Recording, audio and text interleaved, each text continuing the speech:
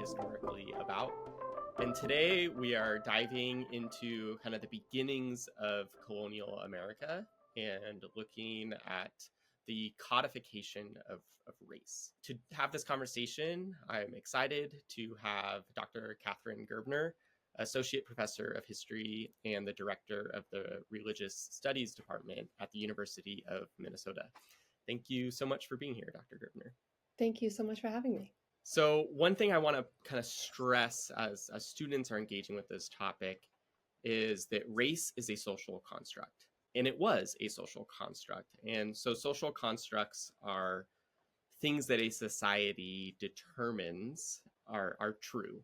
And so I want to paint the picture of how this social construct came to be in colonial America.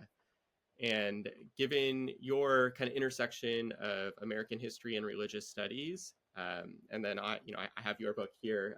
This book, Christian Slavery, that you wrote, really kind of captured my attention on this topic. So can you help us understand like kind of how this social construct of race came to be and the role that religion played in it?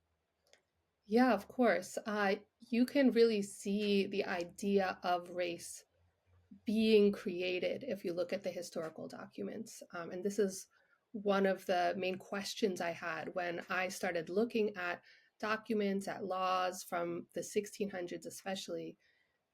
I didn't see the words like white people or whiteness. I was seeing instead religious terms like a Christian or a heathen. And so what I came to realize was that, when we look at the year 1600 or so, 1620, even 1640s and early 50s, there really isn't such a thing as, race as we understand it today. There weren't white people and Black people, etc. There were, most of the documents refer to people by religious orientation or what they defined as somebody's religious orientation. And so that tells us something. When we see that in the documents, it means that the race has not been socially constructed yet. And so the question is, what came before it? And then what was the impetus for creating sort of racial categories as we understand them today? So if we think of like the historical timeline, as the 1600s move on, we see an incredible influx of captured Africans and forced into slavery, primarily in the Caribbean, in South America, but also in what became the United States. And so, but when usually when we study slavery, we see racial dynamics at play. Can you help us understand kind of the rationale or the thinking behind enslavement in this like kind of pre-social construct of race historical Yes. moment? Yes. Something as horrific as the transatlantic slave trade, it's hard to sort of come to terms with the fact that there were people created justifications for it. But when we look at sort of the initial justifications, even if you go back to the 15th century when it began, it starts with papal bulls and sort of the depiction, the justification based on religion. There was a presumption that sub-Saharan Africans were not Christian and therefore were enslavable. And this is sort of replicated when Protestant nations like the English, the Dutch, etc., when they began to join the transatlantic slave trade and buy and sell enslaved Africans, they replicated this argument that enslavement was justifiable for people who were not Christian. And this has a very long tradition if you look at the history of Christianity. And so they are both kind of innovating on that argument, but also, connecting it with a broader Christian history and Christian thinking about when slavery is and is not justifiable. So in those early years, well, frankly, the first few centuries of the transatlantic slave trade, really, it's a religious justification is the primary justification for enslavements. So one of the terms that you used in your book that really grabbed my attention was Protestant supremacy. Yes. And you talk about it as like a precursor to white supremacy. So can you first help us understand, and you kind of talked about this already, with your examples, but what was Protestant supremacy and why does it transition to white supremacy? Right. Yeah. So I use the term Protestant supremacy because I saw something happening specifically with the Protestant nations, like the English, the Dutch, Danish, etc. That was somewhat distinct from what I saw with Catholicism and slavery in Latin America, and Central America, and the Caribbean, which has a much longer history.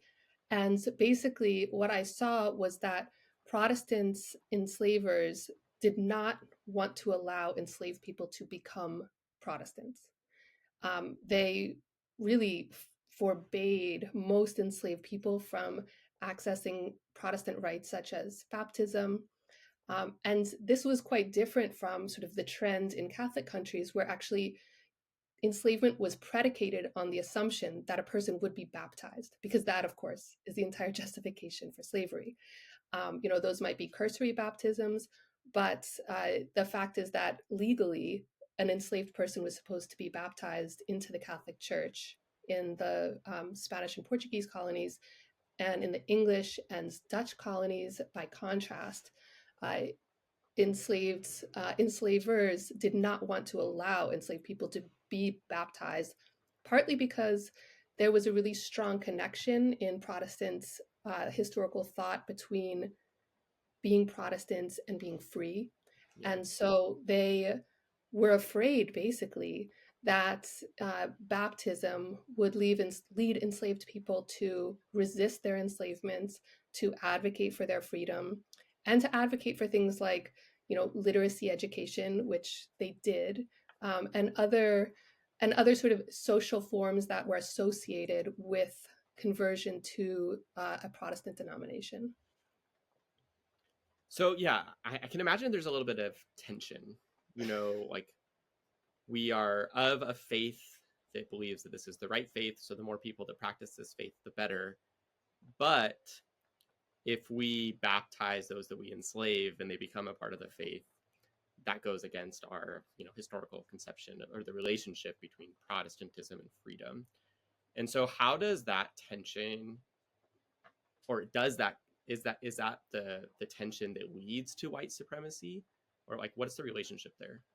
Yes. So what ends up happening is that you have this strong, I call it anti-conversion sentiment among enslavers, because they're afraid that they will basically lose their human property if their enslaved people convert, become are baptized. Um, but there are a small but really significant number of enslaved people who they advocate for themselves, and for various reasons are permitted to be baptized in a Protestant church.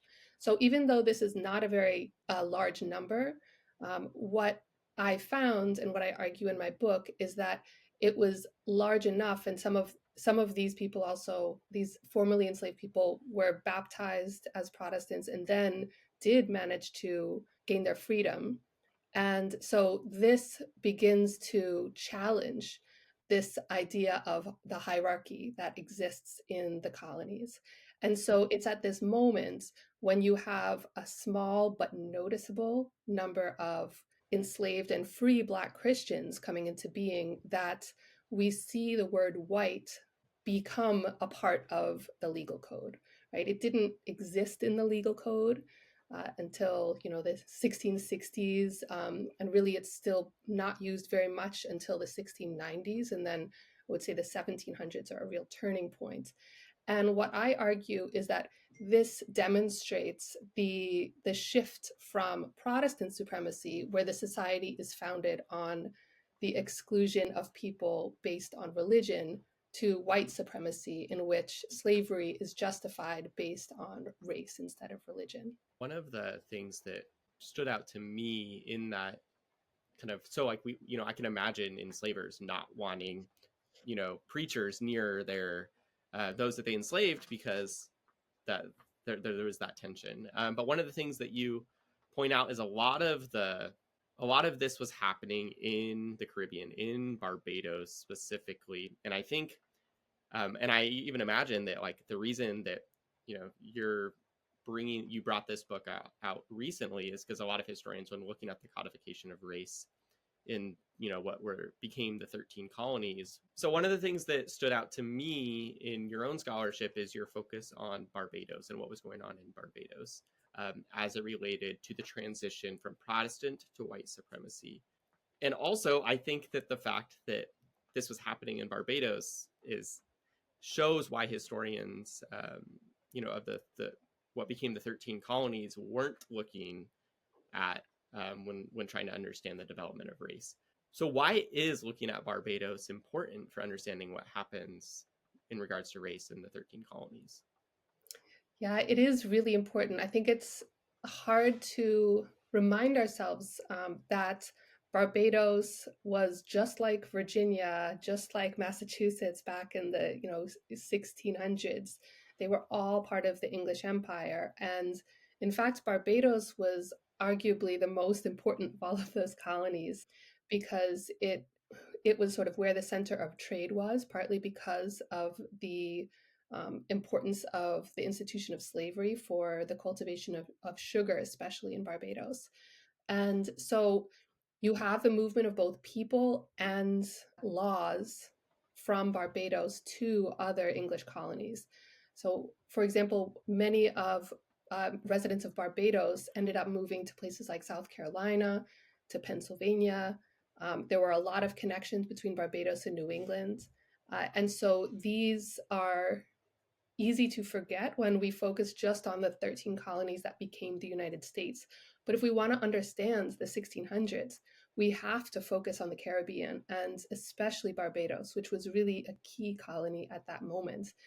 Laws that were passed in Barbados were replicated in northern mainland colonies, and people whose ideas were shaped were moving from Barbados into the mainland colonies as well. As the ideas and the people kind of come from the Caribbean or come from Barbados into mainland North America, the eastern seaboard, I guess like help us understand that context. Like what's going on? What are some kind of clear pieces of evidence that show how these English colonies are beginning to not identify people based off their faith or their religion, but based off their race? I'm really curious about like specific examples, that show how the like thinking and the people in Barbados as it related to race showed up in the colonies. Well, there are laws about what baptism means that you see, frankly, they come up throughout the colonies at different times. And so, you can't always say, where somebody developed an idea and then where it was first kind of legislated. But there are numerous, like in the second half of the 17th century, you basically see this bubbling up of laws in which there is an effort to say just because an enslaved person is baptized, that does not mean that they will be free, right? And so you can see that behind that law is this confusion and a reticence to baptize enslaved people because of the concern that they might then become free or demand their freedom. And the other way in which you can see sort of, a more direct influence from Barbados to other colonies, a lot of my research was about missionaries Protestant missionaries whose goal was to try to evangelize and specifically I'm looking at missionaries who are trying to convert enslaved enslaved people, enslaved Africans to Protestant Christianity. And it's through them that I was also able to see, they were being stymied in their efforts by enslavers who said, no, no, no, you cannot spread the gospel to, my enslaved people because, well, how will I know that they won't rebel against me? And that's one law I saw in 1675 in Barbados. it's actually Quakers who are very well known for playing an important role in the abolitionist movement later on. But during this period, they were not advocating for an end to slavery. That most Quakers in Barbados were actually enslavers. They were advocating for enslaved people to be included in their worship services. And this was deemed to be so dangerous by the Barbados Assembly that they actually passed a law after an attempted rebellion that Mm. forbade Quakers from allowing enslaved people to worship with them. And then you see a very similar law getting passed in 1712 after a rebellion in New York City. And an Anglican missionary this time is blamed. You know, he and the enslaved Africans who were worshiping with him were blamed for this rebellion, even though there's not really evidence that they had anything to do with it. And again, you see sort of this fear that conversion and baptism would lead to rebellion and the sort of overturning of the slave system. And so in both, you know, first Barbados and then New York, and really you see it in South Carolina as well, you have these laws passed that sort of signal to us this larger story about the shift between the existence of Protestant supremacy, first of all, and then the rationale behind why you would argue for something else. And it's actually, in some cases, Protestant missionaries, like in New York, who are advocating for the creation of these new laws that try to make it clear that baptism does not equal freedom. And that sounds very shocking to us, that it would be the missionaries who would try to make that argument. But if you look historically, there was, you know, if their main goal was to promote Christianity and promote Protestantism, that was more important to them than rejecting slavery, even if some of them had some issues with the way that slavery was functioning. Many of them ended up supporting those legislative efforts to distinguish baptism from freedom. Yeah, I mean, and I even think of like their occupation is missionary, right? And so like they can't do their occupation if enslavers aren't allowing them to evangelize to the enslaved, and so that they had to find a way to do that. To kind of wrap things up, I'd love to situate your argument in broader scholarship. So, you make a very compelling case that like we can see the solidification or the codification of race through the lens of religion. What did you see in scholarship, prior to writing that? What did you see that from your perspective was missing? How do other historians approach this historical moment where race becomes a fact of colonial life? That's a really important question. You know, I started my research really with a different question. I was interested in the origins of anti-slavery thought. And then when I started looking at these records, I realized that there were a lot of unanswered questions about what I was seeing, which was this anti-conversion sentiment. You know, I thought, why does this exist? Because isn't the idea that enslavement, like within that kind of Christian mindset, wasn't enslavement supposed to introduce people to Christianity? So then why would you have enslavers forbidding enslaved people from being baptized? And there were some historians who addressed this somewhat, but I didn't feel like there was a comprehensive answer. And so that's why I started looking into this. And I was especially interested in the role that missionaries were playing in this story. And then another question that didn't feel satisfying to me was why enslaved and free Black people were wanted to convert. You know, there was this story, there's a few different stories about, you know, Christianity and slavery in sort of antebellum America. And one of them really emphasizes this idea that Christianity was a form of social control, right? Like that enslavers were forcing enslaved people to become Christian and, you know, making them sit in worship meetings. And this is really a story that was propagated by pro-slavery theologians in the 1900s. And this did not agree with what I was seeing at all in the historical record. And so I also felt like I needed to set that straight. because I think that it makes the story of the sort of the development and expansion of Black Protestantism specifically, it allows us to see why enslaved and free Black people would want to, basically they had to go to great lengths in order to be baptized in a Protestant church. So, what were their rationales? And my research helped me understand this sort of, you could call it like the prehistory of the normal story of the rise of Black Protestantism, which usually starts in the 1740s. I was looking at the century earlier and finding this really different, but I think important story about the role that Christianity was playing, both in the effort to justify slavery, but also in the effort to, you know, reject slavery, to also sort of survive slavery. I think these are all sort of competing, coexisting truths that were happening in the past.